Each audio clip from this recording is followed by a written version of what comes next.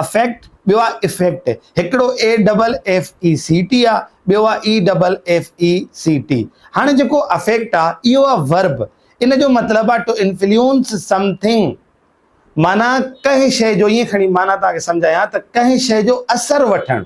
मिसाल हिकिड़ो काई जॾहिं का तकरीर थींदी आहे, काई मतिलबु काई जेको आहे हिकिड़ो को माहौल हूंदो आहे, उहो असां ते असरु छॾींदो आहे। ठीकु आहे, हाणे माहौल जो असरु थो चवां, या का तकरीर आहे, कंहिं अहिड़ी का ॻाल्हि असां सां कई आहे जंहिं असां ते असरु छॾियो आहे, इनखे असां चवंदा आहियूं अफेक्ट। ठीकु आहे, मिसाल हिकिड़ो ईअं थो चवां त this movie will affect your neurons, माना हीअ जेका मूवी आहे तुंहिंजे न्यूरॉन्स खे अफेक्ट कंदी आहे। हुन में अहिड़ा साउंड, अहिड़ियूं हुन में पिक्चर्स इस्तेमालु थियल आहिनि। हाणे हिते त चवां अफेक्ट, AFFECT। अफेक्ट मतिलबु छा आहे? असरु करणु।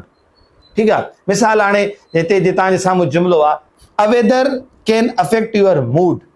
हिकु मौसम तुंहिंजे मूड खे छा करे सघे थी? अफेक्ट करे सघे थी, असरु विझी सघे थी। ठीकु आहे, त ॾिसो इहो छा हुयो? वर्ब हुयो। ॿियो आहे इफेक्ट। इफेक्ट चइबो आहे रिज़ल्ट खे।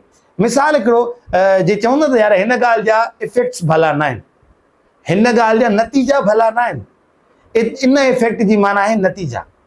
ठीकु आहे, त इफेक्ट मिसाल हिकिड़ो, यार हिन जा जेके बि साइड इफेक्ट्स निकिता उहे तुंहिंजे ॻिचीअ में आहिनि, चवंदा आहियूं न असां, यानी जेके बि हिन जा ख़राबु नतीजा निकिता उहे तोखे जेको आहे सो तुंहिंजे ॻिचीअ में आहिनि। हाणे हिते जेको इफेक्ट इहो वारो आहे, इन जो मतिलबु छा आहे? नतीजा, जेके आउटकम रिज़ल्ट्स असांखे मिलनि था, इन्हनि जे लाइ असां कंदासीं इहो वारो लफ़्ज़ इस्तेमालु। पर जेको असरु आहे, ठीकु आहे, जंहिंमें मां तव्हांखे चवंदा मौसम जो, लफ़्ज़नि जो, जुमिलनि जो, जंहिं शइ जो असरु आहे, इनखे चवंदा आहियूं अफेक्ट, ए सां। हाणे इफेक्ट जो जुमिलो जे तव्हांजे साम्हूं आहे, effects of smoking are not good. जेके सिगरेट नोशी जा नतीजा आहिनि उहे सुठा न आहिनि। हाणे इन मां तव्हां अंदाज़ो लॻाए वियो त इफेक्ट जी माना छा आहे। अफेक्ट ऐं इफेक्ट जो फ़र्क़ु तव्हांखे अची वियो हूंदो।